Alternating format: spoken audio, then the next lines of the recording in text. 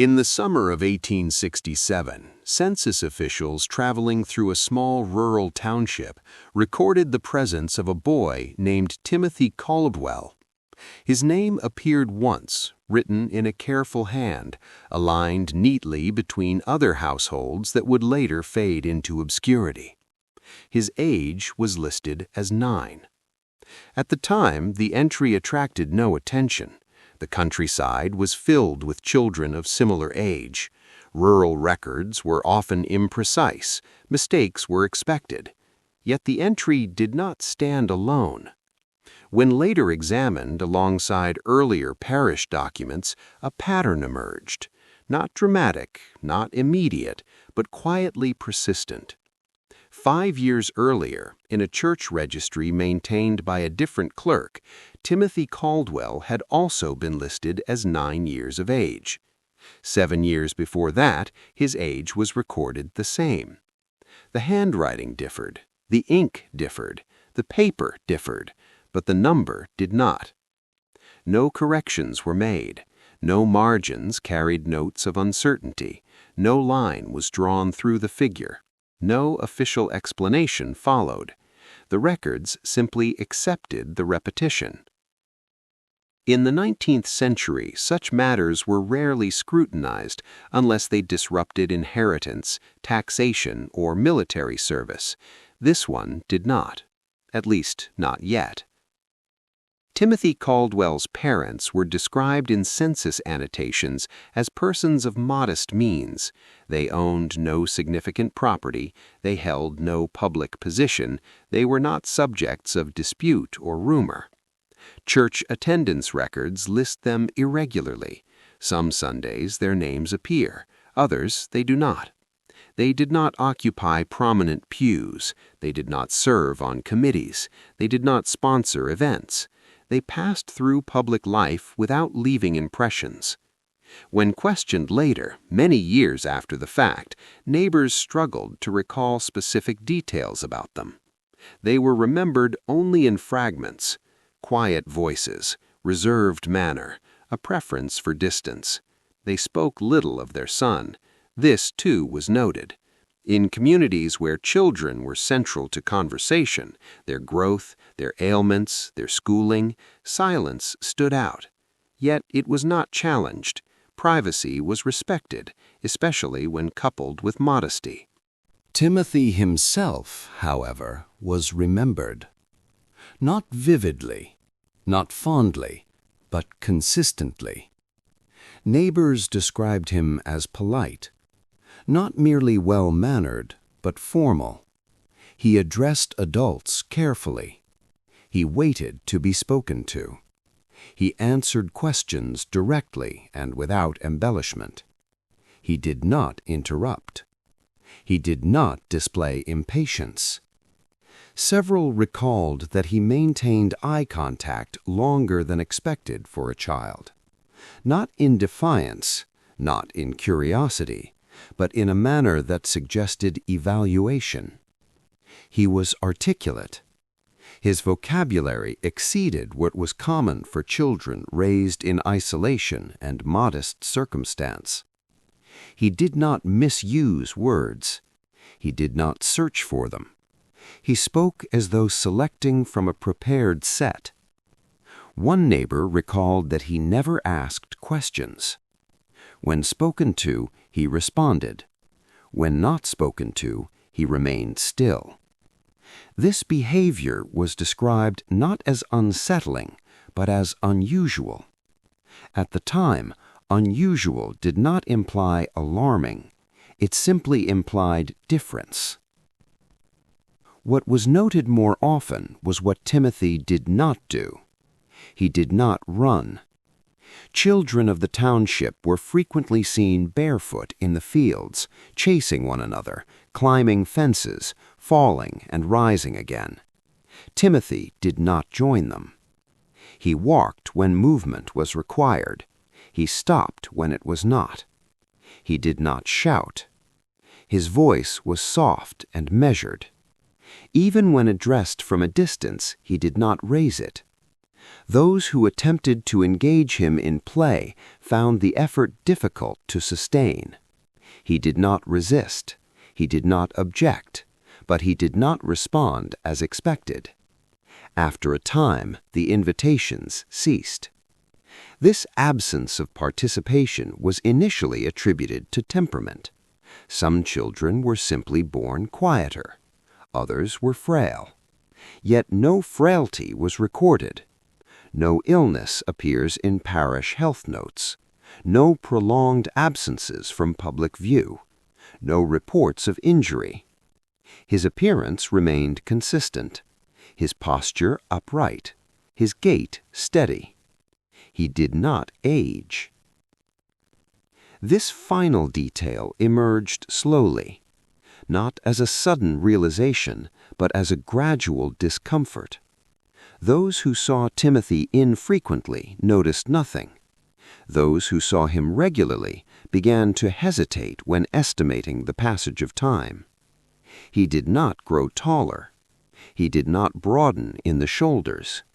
His face did not change shape. Lines did not deepen. Features did not sharpen. Year after year, his appearance remained fixed within narrow margins. One neighbor later remarked that she could not recall when she had first noticed this, only that she eventually did. At first, she assumed memory had failed her. Then she compared recollections with others. They found no clear point of divergence, only the growing certainty that time was passing and Timothy was not. School records provide little clarification. He attended intermittently. When present, his performance was described as satisfactory, not exceptional, not deficient. He completed tasks as instructed. He did not rush. He did not linger. Teachers noted no behavioral issues.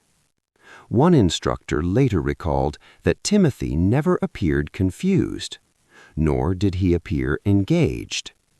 He accepted instruction without resistance, but he never demonstrated discovery. He did not experience moments of understanding. He simply proceeded. When asked to recite, he did so accurately. When asked to explain, he did so plainly.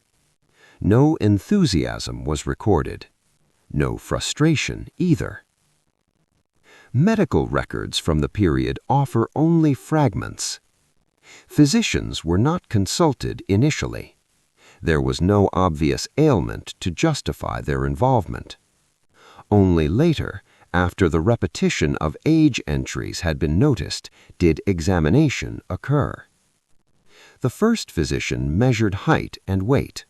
Both were within normal range. Pulse was slow, regular. Skin temperature slightly below average. The doctor noted the readings, made no comment, and departed. A second physician visited months later. He found no change. A third recorded the same measurements, unchanged from earlier notes. No signs of malnutrition, no deformities, no visible cause. They did not record concern. They recorded curiosity. Timothy did not object to examination. He did not ask why it was occurring.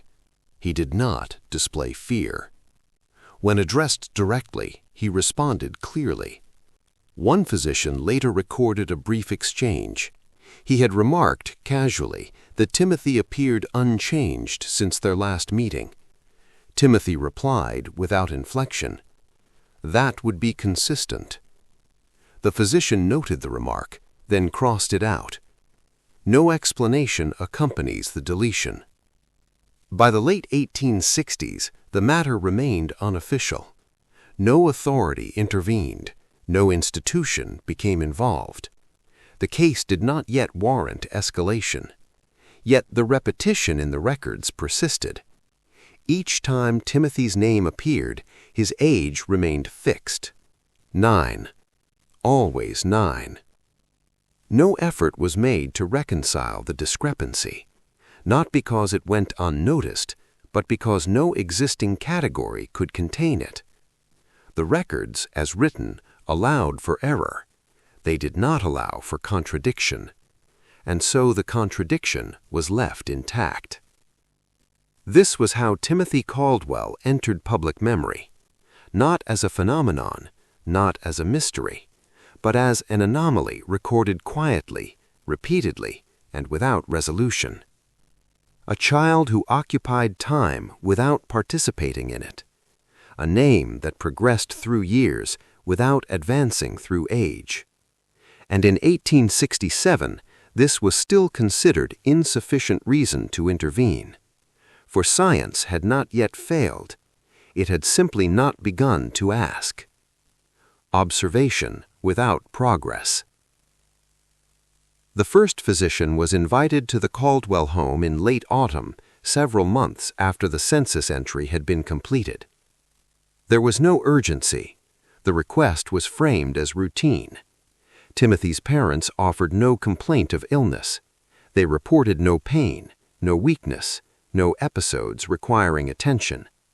They spoke only of curiosity, their own and others. The physician arrived in the afternoon carrying instruments typical of the period. He was methodical. He asked permission before beginning. He explained his actions. He recorded his findings carefully. Timothy sat without resistance.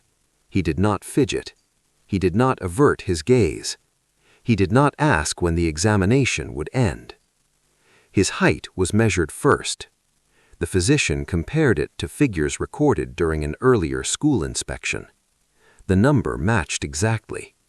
He measured again. The result did not change. Weight followed. The scale indicated a value consistent with the height, neither excessive nor deficient. The physician noted that the ratio had remained identical over time.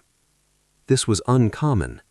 Children rarely maintained proportional consistency across years. They changed unevenly. They gained weight before height. They thinned before growth. Timothy had done neither. The physician recorded the observation without commentary. The condition of Timothy's skin was examined next. No lesions, no discoloration, no unusual markings. The texture was even. Temperature to the touch was slightly cool, not cold, but cooler than expected. The physician paused. He placed his hand again at the wrist, then at the neck. Pulse was slow, not dangerously so, but slower than average for a child. It was steady, regular, uninterrupted.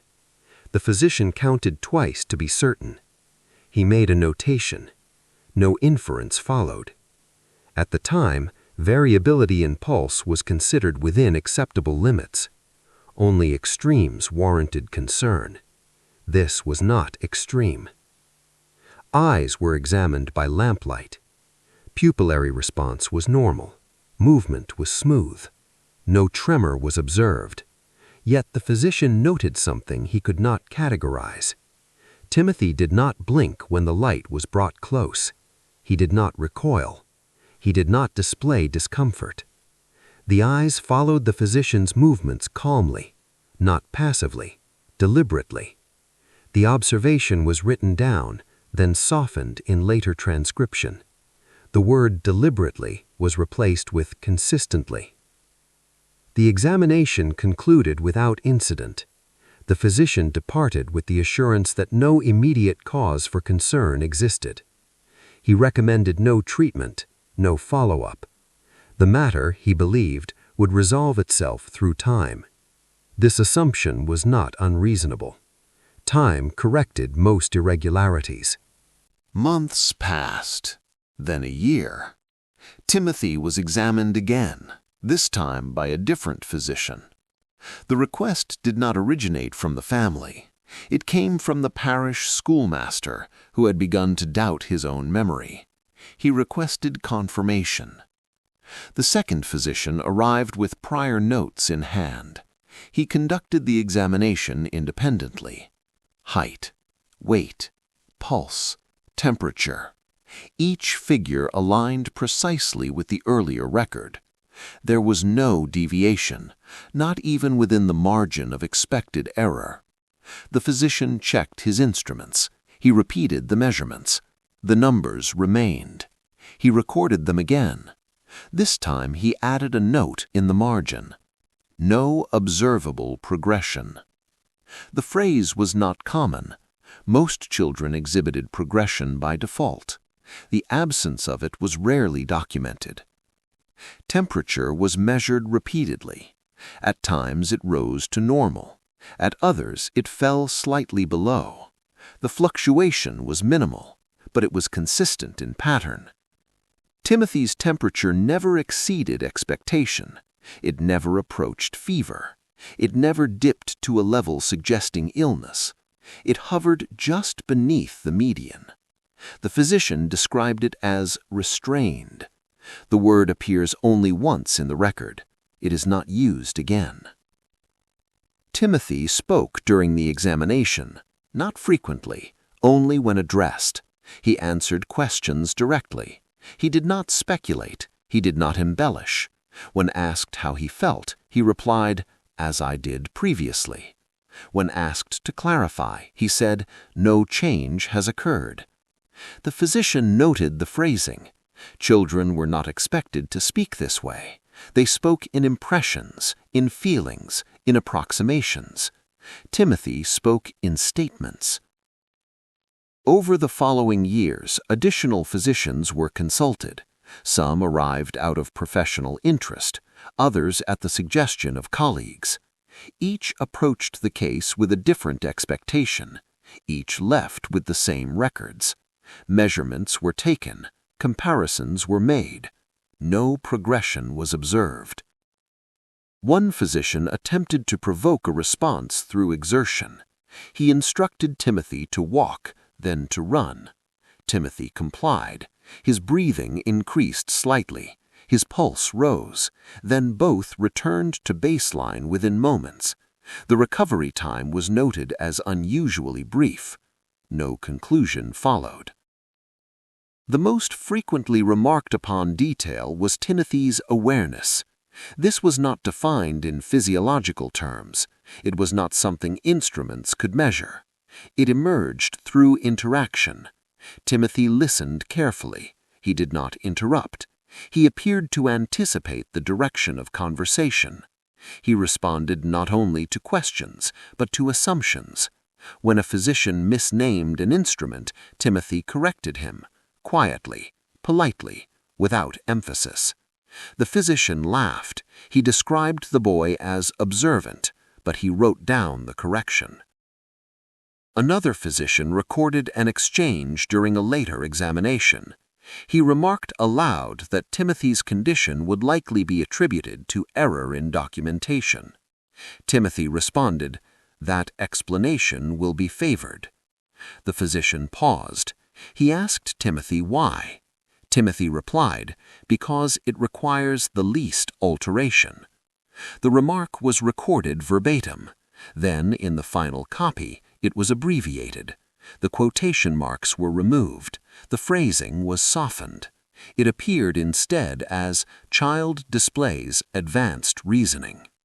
The most unsettling remark occurred during an examination conducted in the presence of 3 physicians. They debated quietly while Timothy sat nearby. One speculated that future clerks would misrecord the findings. Timothy spoke without turning his head. "You will record this incorrectly."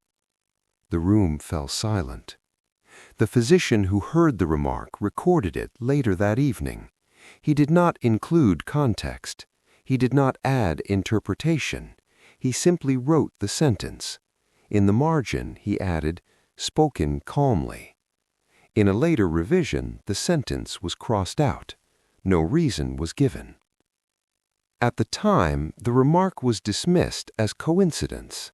Children repeated phrases they overheard. They mimicked adult speech. They absorbed language without understanding. This explanation was accepted, yet no one could identify where Timothy might have heard such phrasing. No one recalled using those words. The matter was not pursued. As years passed, the examinations continued. They grew more formal, more cautious. Physicians compared notes across distances. They searched for precedent.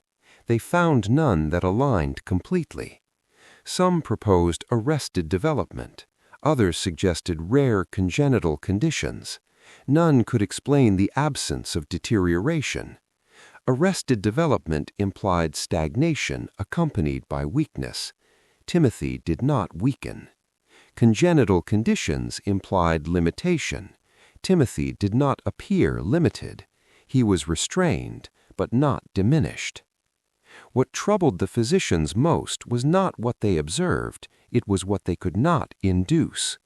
Pain did not provoke panic. Confusion did not provoke distress. Surprise did not provoke reaction. Timothy responded to stimuli, but without escalation, as though each response had been calibrated, as though thresholds existed that could not be crossed. One physician wrote, "Reactions present, but moderated." Another added, "No excess." These phrases appear repeatedly. They are never expanded upon. Despite increasing interest, no intervention was recommended. There was no recognized treatment, no diagnosis to address. The boy functioned within acceptable limits. He was not disruptive. He was not impaired. He simply did not progress, and progress, while expected, was not legally required. Thus, observation continued, year after year, without resolution. By the early 1870s, the records had grown thick. Measurements stacked atop one another. Identical figures repeated across pages. No advancement, no decline, only presence. Timothy Caldwell remained 9 in the records, 9 in stature, 9 in appearance, and increasingly 9 only in name. For the physicians had begun to stop writing his age. They recorded only measurements, only observations, as though removing the number might resolve the contradiction. It did not. This was the stage at which science began to hesitate, not because it had reached an answer, but because it had reached the edge of its vocabulary. The instruments still functioned, the methods still applied, yet the results did not change, and without change there could be no conclusion, only repetition. And repetition in scientific record was not proof, it was discomfort. The first institutional reference appears in a ledger maintained by a regional facility dedicated to observation and classification. The ledger itself is unremarkable. Names are listed, dates entered, conditions described in brief, functional language. One entry stands out only because of what it lacks. It records the admission of an unnamed juvenile. The reason given is for observation. No age is recorded. This omission is unusual. Age was typically central to classification. Children were distinguished from adults. Developmental expectations differed. Yet here the column is left blank. No physical description accompanies the entry. Height and weight are not noted. Most entries include at least one measurement. This one includes none. The date aligns approximately with Timothy Caldwell's disappearance. Not exactly. The records are imprecise, but the proximity is sufficient to invite consideration. The ledger provides no outcome. Most entries conclude with a disposition, discharged, transferred, deceased. This one does not. The line ends. No continuation follows. The page moves on to the next name. Correspondence from the institution during the same period includes references to a juvenile case of indeterminate duration. The phrasing appears twice. No name is attached. No file number corresponds. The letters discuss logistical concerns, space, staffing, appropriateness of continued observation. No conclusion is reached. The matter is deferred. One physician associated with the institution later wrote privately of a subject who does not progress. The phrase echoes language used years earlier in Timothy's examinations. Whether this is coincidence cannot be determined. The letter provides no detail. It is cautious, measured. The writer expresses no alarm, only uncertainty. There are no visitor logs referencing Timothy Caldwell, no record of parental visits, no correspondence addressed to him. If he was admitted, he was not treated as other juveniles were. No education schedules are noted, no recreational allowances recorded. The silence suggests either exceptional circumstance or deliberate omission. During the same years, other unusual cases are documented fully. Children with developmental disorders, adults with degenerative conditions, patients with unexplained symptoms. They are named, they are measured, they are followed. Timothy's potential record resists this pattern. One explanation proposed by later archivists is clerical error. Files misfiled, names omitted accidentally. Such errors occurred, but they rarely resulted in complete absence. More often, they resulted in duplication or inconsistency. Here, there is only erasure. Another explanation suggests confidentiality. Certain cases were restricted, particularly those involving public interest or professional embarrassment. Yet even restricted cases usually retained internal continuity. This one does not. The entry ends abruptly, as though observation itself had been suspended. Local memory of Timothy faded quickly. Children who had known him grew older. They ceased to speak of him. Adults found little reason to recall a boy who had not been remarkable in behavior. Only in retrospect did the absence become unsettling. At the time, it was absorbed. Communities adjusted to disappearance. They had done so before. By 1872, the case of Timothy Caldwell had reached a point where private curiosity was no longer sufficient. The repetition in the records had become undeniable. Multiple physicians, operating independently, had arrived at the same measurements, years apart, using different instruments, under different circumstances. The figures did not vary. What had once been attributed to coincidence or clerical oversight now appeared deliberate, though no one suggested intent, only persistence. It was under these conditions that Timothy was presented before a regional medical society. The gathering itself was unremarkable. Such societies met regularly to discuss unusual cases, surgical techniques, and emerging theories. Most cases were resolved through classification. Those that were not were quietly set aside. Timothy's case was expected to follow one of these paths. The presentation was formal. Notes were read aloud. Measurements were compared. Dates were aligned.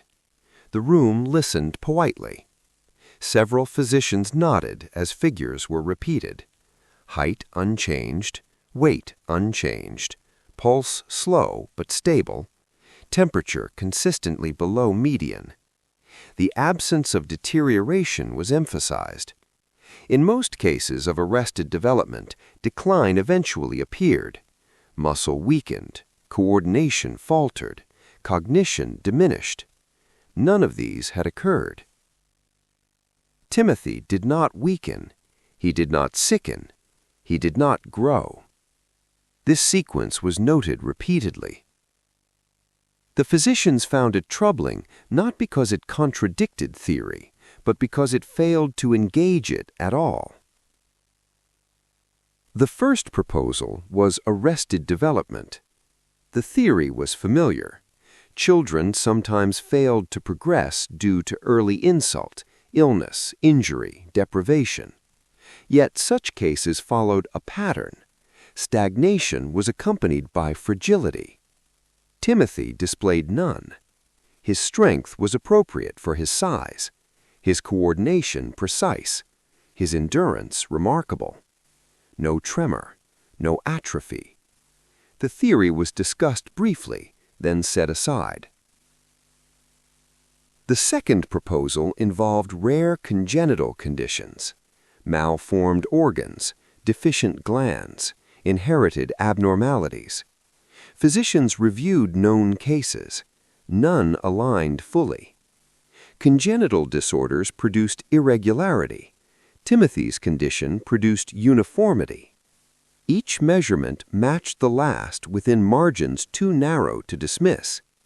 Even error repeated itself precisely. This troubled the assembly.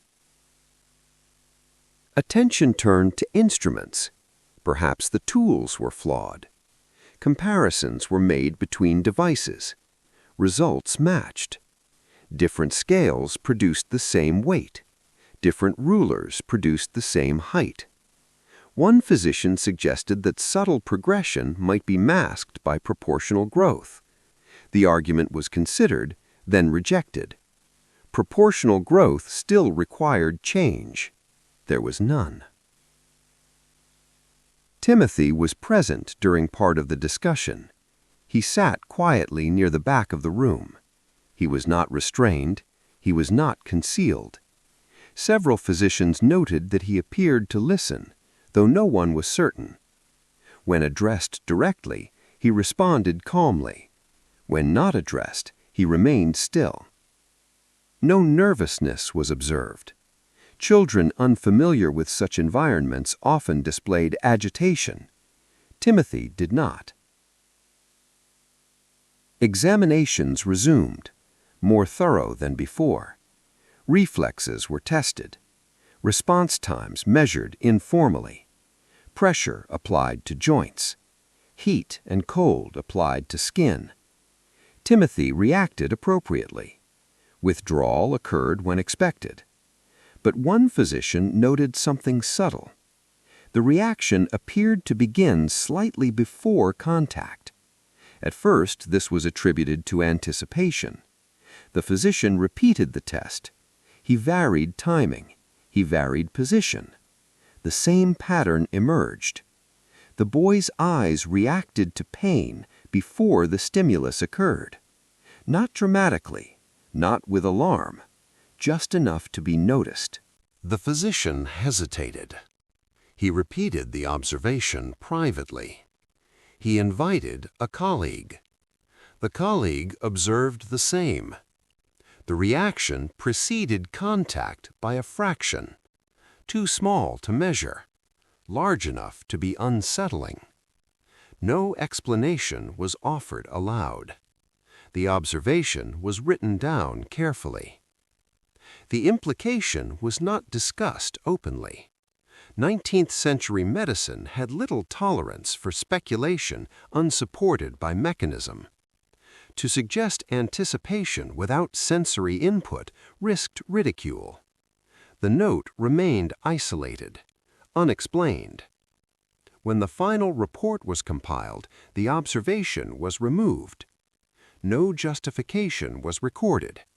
It simply did not appear. Discussion returned to safer ground. Physicians debated classification again. Some proposed categorizing the case as indeterminate. Others suggested continued observation without designation. No vote was taken. The society concluded without resolution. The case was neither accepted nor rejected. It was deferred. After the meeting, correspondence continued. Physicians wrote to one another privately. They compared impressions. Some admitted discomfort, not fear, discomfort. The case resisted containment. It did not violate known principles outright. It simply stood adjacent to them, unmoved. Timothy himself remained unchanged. He submitted to examination without objection. He did not inquire about outcomes. He did not ask why so many men were interested. When a physician remarked that the case was unusual, Timothy replied, "It has been consistent." The remark was noted, then dismissed. Consistency, after all, was not pathology. Over time, interest waned, not because answers were found, but because none could be pursued without redefining boundaries. The instruments of the era could measure only what moved. Timothy did not. Without change, there was no trajectory. Without trajectory, there was no theory. The case notes grew quieter, less speculation, more repetition. Measurements continued, findings unchanged.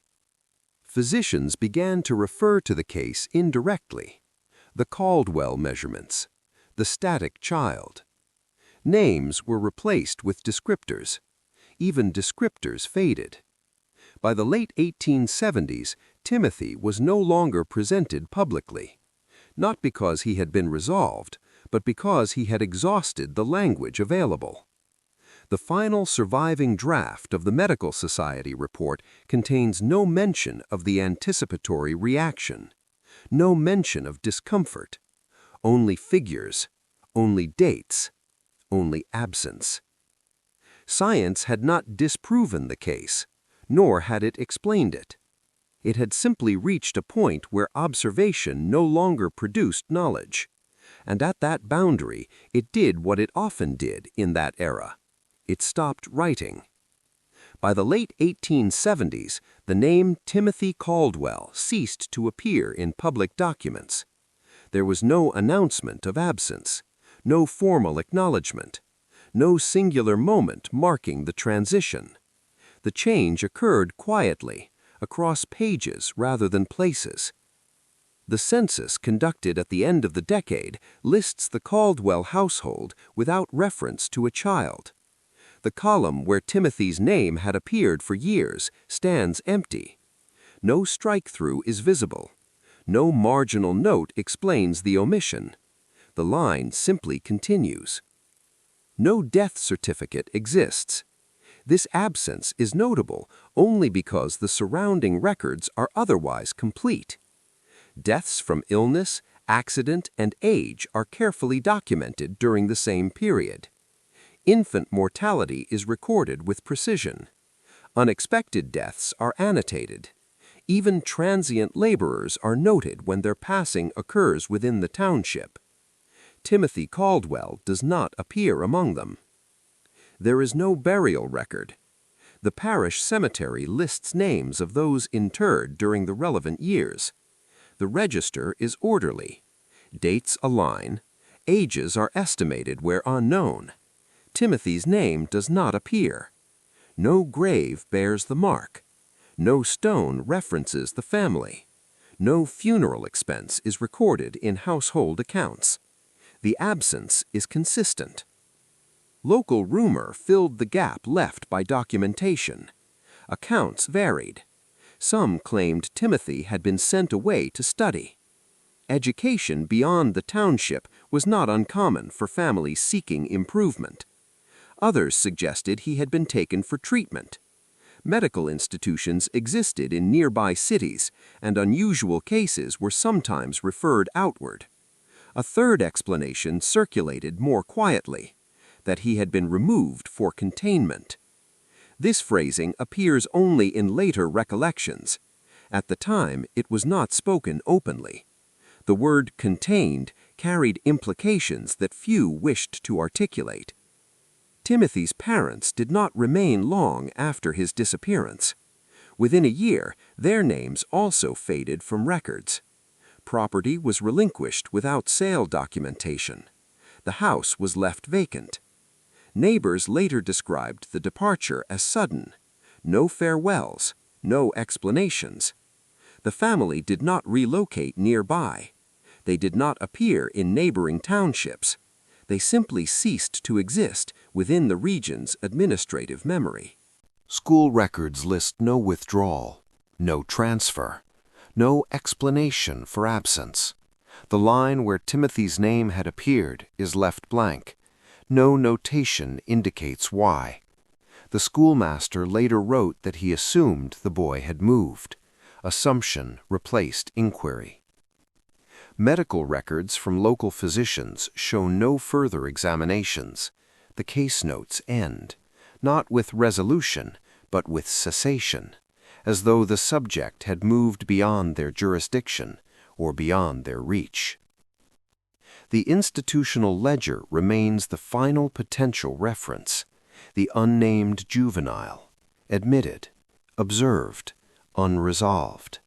The abrupt ending suggests interruption, perhaps removal, perhaps transfer, perhaps something else. No supplementary ledger continues the account. No cross-reference exists. In later decades, archivists reviewing 19th century records occasionally flagged the entry as incomplete. Some added question marks in margins, others left it untouched. No effort was made to reconstruct the case. There was no clear starting point. The absence of Timothy Caldwell from public record was not the result of a single decision. It was the accumulation of small omissions, a name not written, a column left blank, a file not continued, each act insignificant on its own. Together, they produced disappearance. By the time records were consolidated in the early 20th century, Timothy Caldwell existed only as a series of inconsistencies, an age that did not change, measurements that did not progress, a case that had been observed until observation ceased. No conclusion had been reached, and without conclusion there was nothing to archive. This was how Timothy left history, not through death, not through explanation, but through administrative exhaustion. The systems designed to classify him reached a point where classification was no longer possible, and when that occurred, the systems moved on. Decades later, long after the physicians who had examined Timothy Caldwell were dead, his case resurfaced in a manner that was neither deliberate nor dramatic. It emerged through routine. A medical archivist tasked with organizing 19th century case notes encountered a pattern that did not immediately stand out. The notes belonged to multiple physicians. They spanned several decades. They were stored in different collections. Yet certain phrases appeared repeatedly, not prominently, not emphasized, simply present. The archivist's work involved cataloging fragments, partial records, unfinished reports, correspondence that had never been formally archived. This was one of them. The first reference appeared in a notebook belonging to a rural physician. The entry was brief. It described a juvenile patient. No name was given. The phrase, "no observable progression," appeared in the margin. The archivist noted it, then moved on. On its own, the phrase meant little. Days later, a similar reference appeared in a different collection. This time, the wording was slightly altered. "Child does not advance as expected." Again, no name. Again, no outcome. The archivist marked the similarity, but did not yet connect the entries. Only after encountering a third reference did the pattern begin to form. This one appeared in correspondence between two physicians. One mentioned in passing the case of the boy who did not progress. No further description followed. The letter moved on to other matters. The archivist paused. The phrasing was too specific to ignore. Over the following weeks, additional fragments surfaced. Some were formal, others informal. Each referred to a juvenile case characterized not by deterioration, but by stasis, not by illness, but by absence of change. The language varied. Static child, indeterminate duration, no measurable advancement. Each phrase pointed toward the same anomaly, yet none provided a name. The archivist attempted to trace the references chronologically. Dates aligned loosely, late 1860s, early 1870s, fading into the 1880s. Then nothing. The references ceased. No final report, no summary, only silence. One document, preserved in better condition than the others, contained a marginal note written in careful hand. The note was brief. Duration exceeds expectation. No punctuation followed. No explanation. The archivist recognized the phrasing immediately. It was not common. Duration was typically applied to illness, to confinement, to treatment. Expectation implied a forecast that had failed. The note appeared beside what seemed to be the final reference. After it, the page was blank. The next entry concerned a different case entirely. No transition, no explanation. The archivist searched for continuation. There was none. No effort appeared to be made to reconcile the fragments. They existed independently, scattered, unresolved. The archivist attempted to identify the patient through cross-reference. He searched census records, parish registries, institutional ledgers. One name surfaced repeatedly before vanishing: Timothy Caldwell. The archivist noted the correspondence between the earlier records and the later fragments. The ages did not align, or rather they aligned too well. The lack of progression matched, the disappearance matched, the absence of outcome matched, yet no document confirmed the connection. No record stated explicitly that Timothy Caldwell was the subject. The link remained circumstantial. The archivist prepared a summary of findings. It was cautious, measured. He avoided conjecture. He wrote only that multiple 19th-century physicians appeared to reference an unresolved juvenile case characterized by prolonged stasis. He included quotations. He included dates. He did not include interpretation. When the summary was reviewed by senior staff, it was acknowledged politely, then set aside. The archivist was advised that the material lacked sufficient continuity for formal publication. There was no complete case file, no definitive identification, no conclusion. The matter did not meet the standards required for inclusion in institutional histories. This decision was not unusual. Archives favored completeness. Fragmentation was considered a flaw. Without closure, a case was deemed unsuitable. The archivist accepted the explanation. He returned the materials to storage. No further effort was made to pursue the case. The fragments remained catalogued under general headings: pediatric anomalies, unresolved observations, miscellaneous correspondence. They were not connected, not officially. This is how Timothy Caldwell ceased to exist in the historical record, not through refutation, not through explanation, but through insufficiency. Science did not reject the case. Rejection required evaluation. Evaluation required criteria. Criteria required a framework. The case did not fit within one. It did not violate known principles outright. It simply failed to move. And without movement, science could not proceed. The instruments had measured. The observations had been recorded. The data had been preserved partially. But interpretation had stalled. And when interpretation stalled, documentation ceased. The silence that followed was not an admission of failure. It was a procedural response. 19th-century science did not dwell on what it could not categorize. It moved forward. Unresolved cases were left behind. Timothy Caldwell's disappearance from the record was thus complete. His name appeared only where it had once been required: census lists, early medical notes. After that, nothing. no transition, no conclusion. The archivist's summary was never expanded. No footnote references it. No later scholar revisited the fragments. The marginal note remained the final word. Duration exceeds expectation. Expectation of what was never stated. Duration of what was never defined. The phrase lingered without context, like the case itself. What remained unsaid was not what Timothy Caldwell was.